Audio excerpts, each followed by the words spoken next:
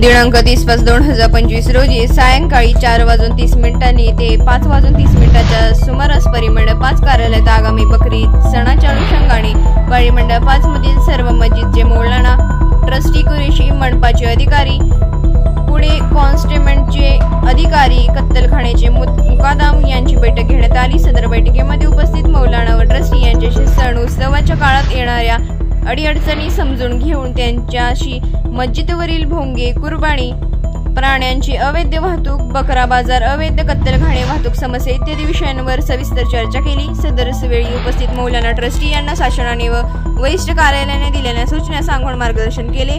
सदर बैठकीत परिमंडळ 5 मधील हडपसर व वानवाडी विभागाचे सहाय्यक पोलीस आयुक्त व 9 पोलीस स्टेशनचे वरिष्ठ पोलीस निरीक्षक, पुणे मनपाकडील अधिकारी व हद्दीतील मौलाना, ट्रस्टी, कुरेशी असे 70 ते 80 जनसमुदाय उपस्थित होता।